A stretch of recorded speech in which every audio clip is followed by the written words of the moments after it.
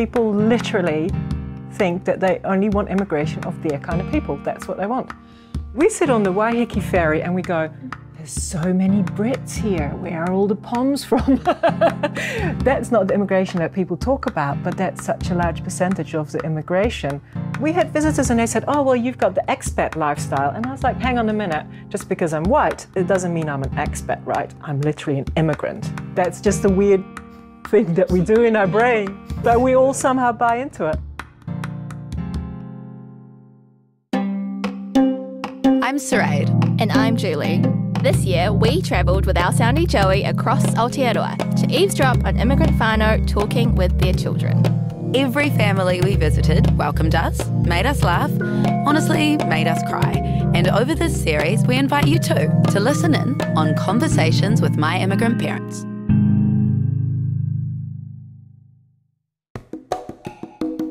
In this episode, we spent a whole 2 days with the Blahas. On Waiheke Island. It was so nice. We actually slept over. We got to hang out with their dog. They cooked us a meal. So much good food. And there was reggae playing the whole time. So in this family, we've got Francisco, who is the dad, Vibeke, who is the mum, and their 2 kids, Kika, who's 14, and Felix, who's 17. And they live on Waiheke Island. Francisco works in fisheries and he's away for a good chunk of the year, something that we'll hear more about in the podcast. Francisco is Argentinian and he immigrated to Aotearoa in August of 1995. And his wife, Vibeke, although she was born here, she's Dutch by heritage and she moved back to Holland when she was 3. She was raised there and then came back to Aotearoa when she was 24. So let's meet the family. We'll let Kika kick off the introductions. Francisco Ignacio Blaha is my dad. He is sort of big and intimidating, but also the most wholesome man you'll ever meet. Where's he from? Oh, see, that's the thing. I'm not sure. I'm pretty sure it's Argentina, but I can't tell. I know you don't like talking about me, but like... Yeah, well, unfortunately, this is Felix. Felix Ica Blaha. I still remember how much I was trembling when I was born. I never thought I would have a family, and then here is Felix.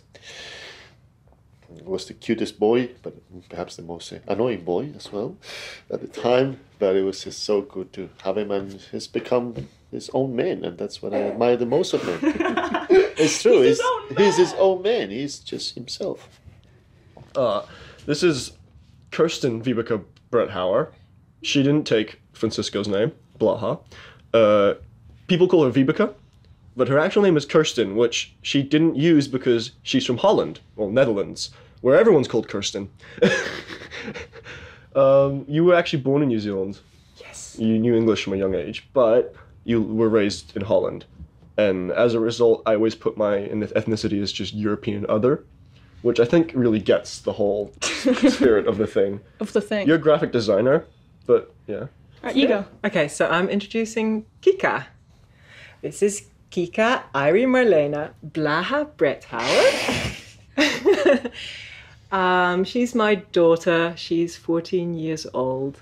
She was born here in New Zealand at home on the North Shore. We live on Waiheke Island, but Kika goes to school in the city in Auckland. And so during the week she's in boarding school. But right now it's school holidays, so yay! We've got Kika home. And she is now taller than me. And the responsible of why we're here. Yeah, she's talking to you. And she's at the head of the table usually. Anyway, that's Kika.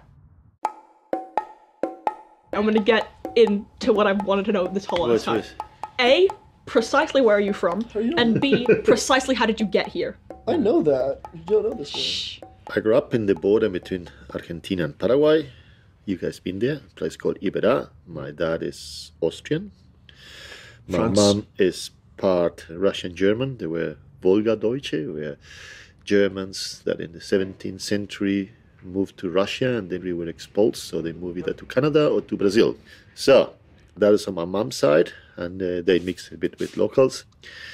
And then they met and decided that it would be a good idea to stay together. And they have 2 kids, and I was one of them.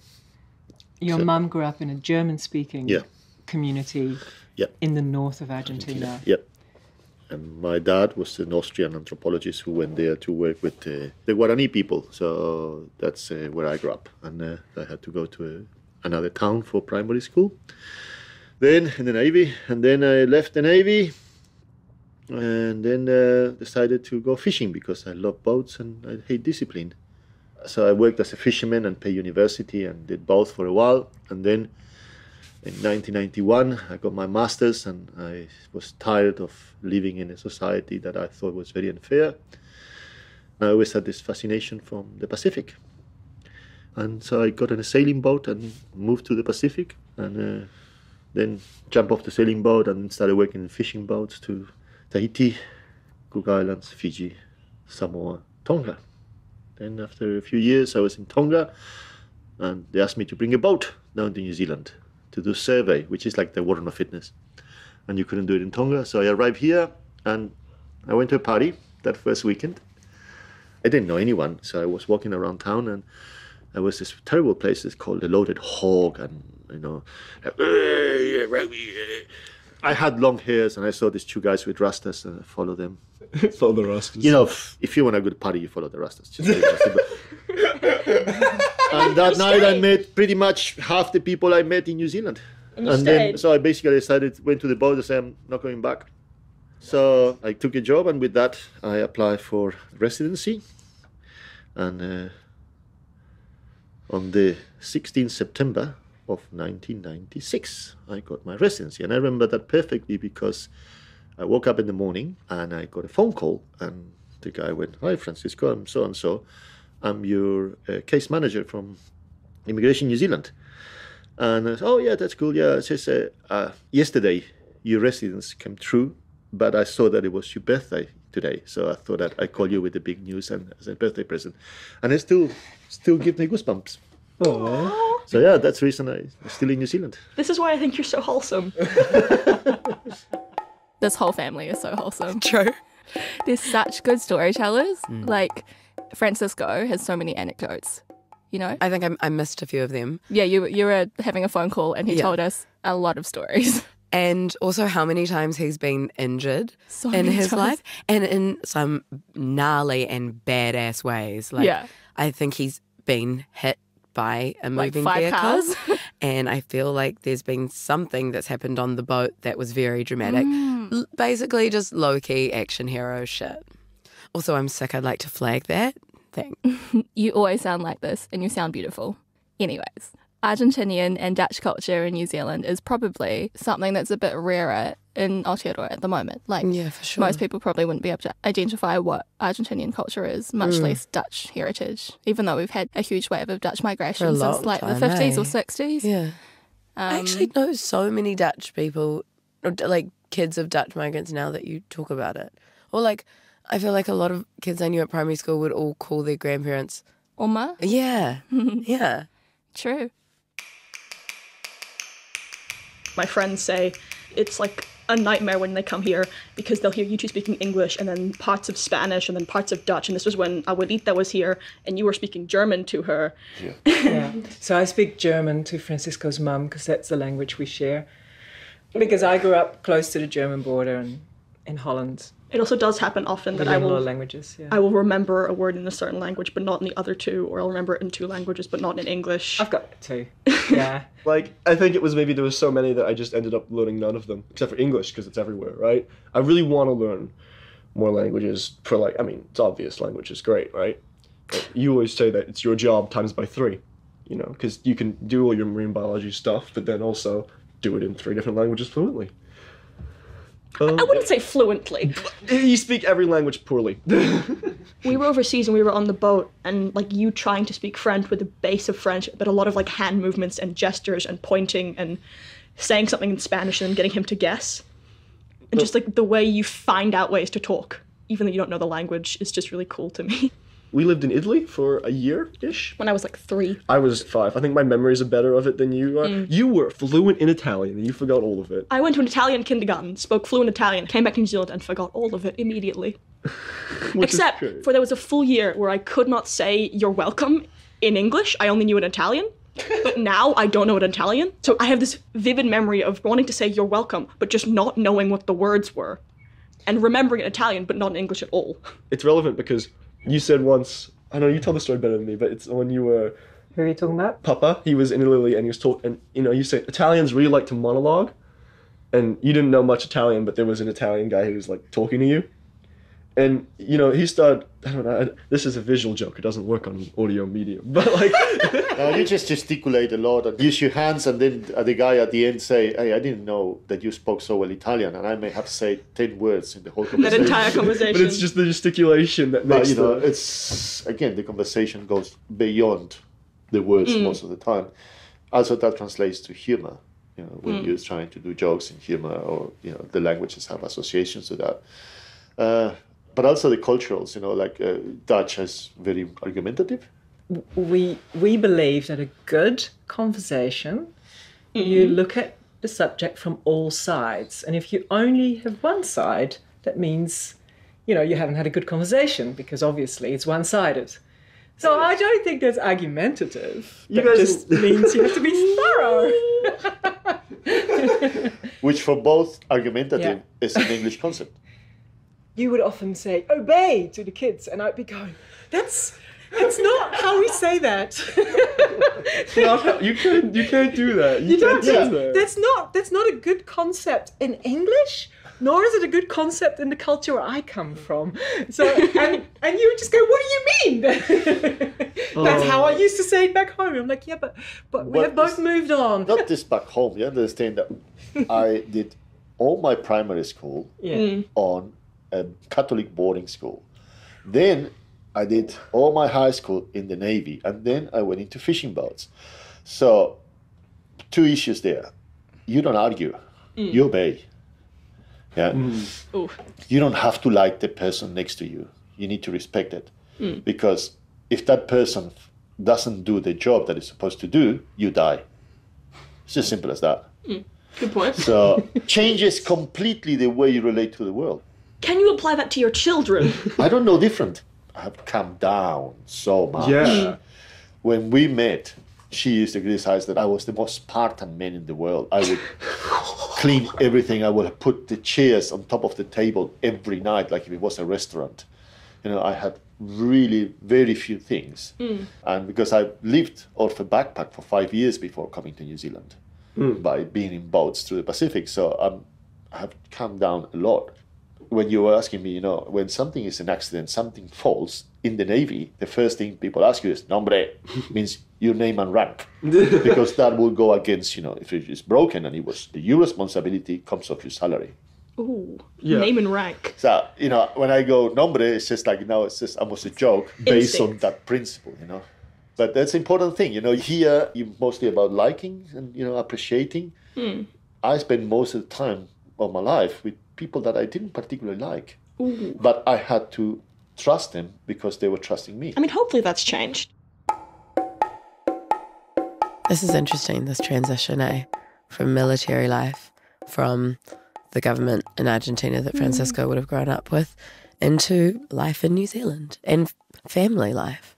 Yeah, that's such a huge adjustment for people who themselves, their childhoods have been like one way, and how do they adjust to a new culture, a new context where they have to raise their kids with a whole set of different values that they themselves grew up with. And also part of that is trauma as well, like a kind of a past of, or, inherited trauma. And Francisco says in the video interview that we did with him that his son is going to be the first Blaha in 5 generations to not have to go to war. Yeah. Which is amazing. It's also a huge adjustment for Vibeke, being married to someone with different values. For sure. And they talk a bit about just how polar opposite Holland and Argentina are in terms of values and lifestyles. I guess that's the interesting thing. Like, I grew up in Holland, which is probably one of the most liberal societies in the 70s and 80s. And then at the same time, Argentina was going through a dictature, and that was probably your, formative years. So, yeah, I grew up in a very progressive society where there was a lot of freedom and a lot of freedom for kids. nobody wears uniforms. That's seen as a horrible thing to do to kids, send kids to school in uniforms. It was all about self-expression, about the individual, and your formative years were during a time exactly that was the opposite. Exactly the opposite. Yeah. And so sometimes I feel like, oh, have you guys missed something? Like, we've moved on from that now. But you haven't. That's literally how you grew up, and that was your reality. Yeah. People is doing it now. We were exposed to violence, Yeah. street violence, and violence as part of your every day. Yeah. In a way that, no one else, unless you live in that type of societies, will understand. Yeah. When I came to New Zealand, I read that kids in school in Argentina had found a mass grave in the back of the school. And the reaction was they started playing football with one of the skulls. And I was thinking how that will work here. So you will have, the kids will be running in horror. You will have, psychologists working Police with these kids and for ambulance police, and the reaction was to start playing a football game. Yeah. I remember I must have been 7 or 8 the first time I saw a street shooting. So I remember you saying once, how so many lovely people have so many guns? You go to a restaurant and there's a guy with a shotgun in the front, letting people come in and out. Particularly in Buenos Aires, the provinces where I come from is a bit different because there's a much more sort of a tribal society, or much more the people who used to live there before the Spaniards came still have a strong hold. But Buenos Aires is like that, and it is a very different culture. Plus, you don't trust anyone. That's the other thing. You don't trust anyone because you don't. It's a paranoid society. Yeah, every 10 years there is Yeah. economic collapse. Yeah. So, you don't trust institutions, the police is corrupt, the politicians are corrupt, you don't trust anyone. You don't trust the government. And it's slowly to get used to a different lifestyle. Your grandmother brings you a present and she brings you an envelope with dollars. Grandmother is abuela in Spanish. So they coined it gangsta abuela because, she comes with it. And that is her way to express love. Is an envelope full of cash. But that's so much different than your grandma, who sends us like little trinkets and. Oh, it's amazing. I love it Well, so the much. difference is that she puts it into a bank account in Holland. So a big cultural difference was that Francisco, coming from Argentina, does not trust banks because everybody, loses money to banks. Or insurances. Or insurances. And in Holland, we trusted at least so far, we trusted institutions. So, I guess that's the thing. Like, that's when I say that society's so paranoid. Like, you literally don't trust banks, you don't trust government. Yeah, anyone. Whereas I was like, it's not safe to have your money at home, Francisco. You put it in a bank. But then, I still was. If I wasn't, if I could not have a bank account, I may not have a bank account. But it doesn't work that way. So in Holland, if you steal thousands of dollars, you're a thief. In Argentina, you're a government. Oh my. Dutch people are quite famous in New Zealand for assimilating, like hat out and not speaking their own language a lot. And I was probably a bit like that when I came here, especially being, New Zealand born, so I had a passport. So I thought I can just Slip right in. my Kiwi self now. I left New Zealand when I was 3 years old and I had no real memories. So I feel very Dutch. But just coming back here, and at the time when I came, I sort of wanted to be not very Dutch. I didn't really want to. But I do believe that when you move countries, you all of a sudden become very aware of what it is that, I suppose all of a sudden I became quite proud of things that I thought were great about Holland and how we did things back there.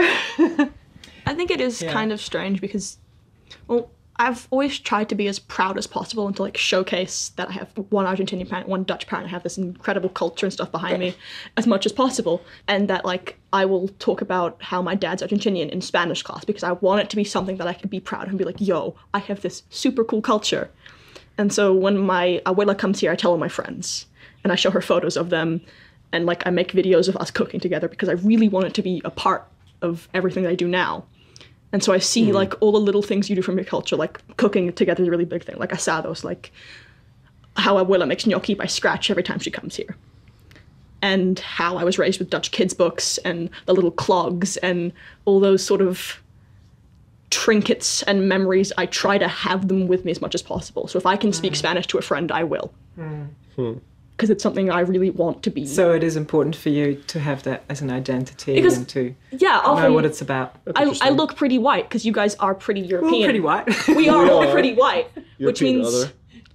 people, until I say, oh yeah, my dad's from Argentina, or until they see a photo of him because you're tall and big and dark, people don't think about the culture or the history or like, oh, what if this chick has some super cool, what if she can speak Spanish, what if she can speak Dutch? Whereas with you have super curly hair and like that big Roman nose and it's a bit more obvious. You So have the same nose as me. I feel like I insult, but I feel like I have to try and present that culture a lot more, and I really want to, because it's something I want to have presented and to be like a part of me. Yeah. This is really similar to what you've said in the past about how you love it when people see you as Sri Lankan or Indian or South Asian and not white. It comes with the whole thing of, needing to prove it. Or if people don't assume it and then you have to present it, you want to do that and you want to rep your culture. Yeah, I didn't make that connection before. I think that's cool. And it also can be quite lonely if you really see yourself as something and no one who doesn't know you doesn't see that. Well, that's why we were really interested in the Blaha, like also because they're hilarious, but they have so much culture and pride in their culture. But to the outside, they are such a European other looking family, as Felix puts it. And I was saying to you when we were in Waiheke that it's something that I kind of needed to like readjust my own thoughts on, because you know how so often you and I, we say things like, oh, white people, blah, blah, blah, do this. Obviously not reverse racism. Because reverse racism doesn't exist. Just stating a symptom of structural racism. But we can be quite dismissive with those comments. And seeing, like, if we saw someone like Francisco or Felix on the street, and we might have certain assumptions about them because we assume that they haven't had to go through issues with identity or culture, but they do. Because we see them as white before. Yeah. When I hear white passing migrant, when I see a white passing migrant, I definitely go, you had it better than we did, kind of thing. Yeah. Without taking into account all of the intricacies within that. At the same time, I think they do, as a family, really acknowledge that privilege of being white passing immigrants or children of white passing immigrants.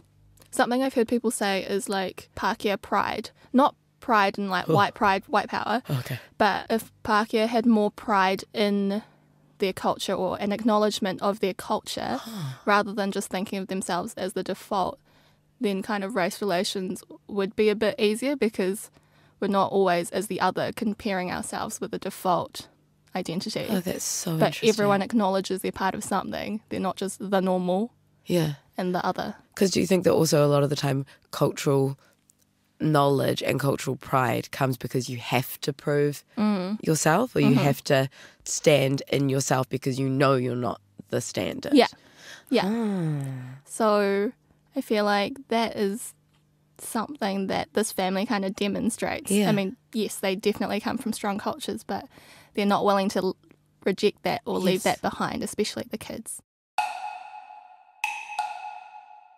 And Argentina is an immigrant country in many ways. So I grew up with already a twisted version of what is to be Argentinian. Then when I arrived here, I just couldn't believe how straightforward society was, that you actually could get a job based on your own merits. So I took that immediately into my life, and I wanted you guys to grow up in a country like that. Then on the other side, I struggled with things as any immigrant would struggle. The way people drink here, how you have to basically be drunk to be happy. I was good, I think, for me, very important that I didn't have Argentinian friends when I came, because that immediately obliged me to integrate. I didn't have a community. You were forced to assimilate. Your school, if people there hear you speaking Spanish, they call you Dora. At my school, there's actually quite a few people who speak Spanish. But yeah, I don't really get the same kind of feeling like I need to assert my cultural identity, because the stuff that you guys raised me with I take for granted, I guess. You know. Yeah, that was one thing. I felt like I either had to completely dial back, don't speak Spanish, don't speak Dutch, just become that European other, or I had to go full out and be like, this is exactly who I am and this is where I come from. Had just cut my hair quite short and they heard me speaking Spanish on the phone to you, and I got called Dora for the rest of term, which is one of the reasons I first bleached my hair. I was like, I'm not having this at all. I'm not going to stop speaking Spanish. I'm going to make sure you can't call me Dora any other way. But for me, the interesting thing is that speaking various languages, it's only an issue for people who speak one language. I worked in the Pacific, and most people speak 2 or 3 languages. You know, the mom language, the father language, and then they speak the country language. My dad spoke German to me. My mom spoke Spanish to me, but everyone else around the village spoke Guarani. So you see it as normal. You see it as, you know, that's the way you relate to different people. I think that it is a big deal in New Zealand because we still even have problems, you know. Have you seen the news? People striding out because they're going to teach Maori at school. You know, What's the big deal, right? What's the big deal, you know? It's like a perspective. You know, you get a perspective. You can't really see what a culture is unless you step outside of it sometimes. You lose empathy if you only know how to speak one language. When you learn a language, you learn a different way of thinking. When you introduce yourself in Maori, you introduce your whakapapa from both sides. You know, it's all your history and the places you've been and all that. So it is the way of thinking more than the language. So for me, the issue of language, if you just talk, what's the point of learning a language if nobody speaks it? You've just seen half of the picture. Why is New Zealand so monolingual? Especially because it is an immigrant country. It's kind of weird. Well, Well, because there's this great culture of colonists assimilating and becoming part of the big group, and currently the big group is English. And I suppose we're just isolated here, right? We're far away from a lot of places. And especially, I think, English-speaking countries are at risk of being so monolingual because we're part of the big Anglo-Saxon blob. So you can just get away with, you know, only thinking and living in English, and you think the world is made up out of English speakers. It's always that funny thing where, like, they go, people speak English there, you'll be fine. Like, most English people don't make much of an effort to learn other languages. Yeah, they don't have to. Felix hit this point for me. I was impressed, and yeah, I just think that is very, very true. We really go somewhere, and that's the first thing people say when you say you're traveling somewhere. It's they'll like reassure you that you'll be okay with your monolingualness. And that you don't need to get better. No, don't worry. They'll change for you. And also, I think that these guys touched on the point here about how if you already have more than one language, you're already thinking and moving in different ways. So it's easier, maybe not necessarily easier to pick up a third language, depending on what the language is, but it's easier to understand why you need to. Yeah. Every language comes with its own worldview, and you have to readjust the way you think in order to be able to, like, put out the language, if that makes sense. Yeah, put out the language. Speak the language. Speak it. But, you know, like, put forth your ideas. You have to restructure your brain. As demonstrated so cleanly in Julie and I right now, Julie speaks 3 languages. And can't get out my message. And I speak 1. And I just think that it's kind of humbling, when we come into contact with people who do navigate those different spaces because they've had to or they want to. And a lot of New Zealanders can't even speak our second official language. Or can't even pronounce particular words from that second language. Next up, we listened to Francisco talk a bit about how he's away quite a lot for work and what impact that has on his family. You know, if you start explaining what you do, it's very obscure, but, you know, I travel to really real places, like, you know, Balkans. I've been cleared out very well now by our secret forces and by the Secret customs. forces? Well, by the SIS and all those people, because they know, you travel a lot. Yeah. And I understand that. I do risk profiling of fishing vessels. I mean, I know that you're a fisheries inspector and a fisheries officer, but you are doing everything in your power to make it sound like you are totally not, the secret services. Yeah, and also because you're not, very often you're not here. So a lot of people think you don't exist. Yeah, well, you guys, so I'm actually Vibeka's husband in the island, Yeah. because, I'm apparently, I'm not here a lot, 6 months a year. I feel like it's it's worth mentioning the conditions under which Kika and me were raised. Oh yeah, because Considering- you weren't there that often. Oh, 6 months a year. 6 months a year. But yeah, here's the thing. So Not at once. I don't think. Fine, you're great. But I mean, invariably affects how I was raised if you weren't here for half the year. Which means as well, I learned a lot more Dutch than I did Spanish. Yeah. Which, hey, I mean that's how it works. But maybe makes your dad a little bit more enigmatic. Yes, I think for a long time that was the case. I've become more comfortable, but it used to be a lot more of the kind of, Look, it's still the fisherman's life, so Yeah, that I go on a plane instead of going on a boat. But that's a lot of people live like that. If you work in the mines, if you work in forestry, if you work in fishing, if you work in the Navy, or if you work in the army, you just go and then come back with money. And then on the other side, when I'm home, I'm home. I make coffee for her when she wakes up. I make food for you guys. I'm here. And I take care of things. I love being home. Yeah, I think it was a lot tougher when I had 2 little kids. When you were toddlers or babies, because that's such a 24-hour job, 24-hour, 7 days a week job. So And you managed it. Oh, I managed it. You did it well. Well, I think one of those things is that I probably get island fever living on Waiheke Island. Like the winters can be a bit Winters long and suck. dark, and that's often when Francisco's away traveling, Which I mean, which is understandable because, I also want you to be here in summer so we can hang out. But yeah, when the kids were little, it was pretty intense. So I was probably like a solo parent, except that, you did bring some money home. That was good. One of your wedding vows, you'd make her coffee every morning? Yeah. there's only one vow. When I'm home. I make her coffee every morning I can. So I think probably in that sense it was quite a traditional arrangement we had, as in I had the main responsibility for the kids, so I didn't really have a career. Yeah. When he's home, he is very involved in the household, so it doesn't feel like... He does cook. I mean, you have to make him put vegetables in the food, but, he does cook. Oh,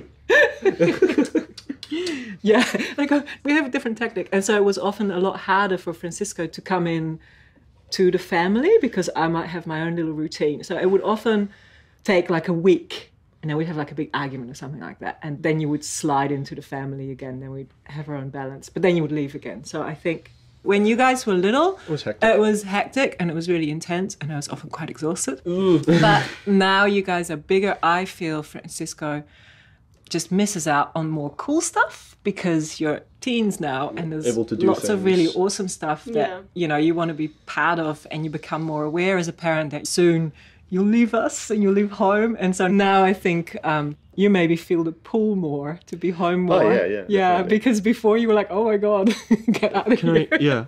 I mean, I should say, it was also the fact that I was sort of, and I can say this because it's me, I was sort of a problem child. Yes, I mean, you say no. You say no because it's a pleasure to... You're slightly intense. Intense. Put it that way? Yeah, and you yeah. still. I won't get into detail, but it was this weird thing where, I was raised by you, and then you would come in every once in a while, and I already had a hard time articulating stuff, but it was sort of like I had to figure out how to deal with you, and it took me a long time to just get familiar. I mean, the most memory I have of being with you is when we were in Italy, because then you did Being have... with Dad. Yes, Yeah. with Papa, Francisco. Yeah. Sorry, I should specify.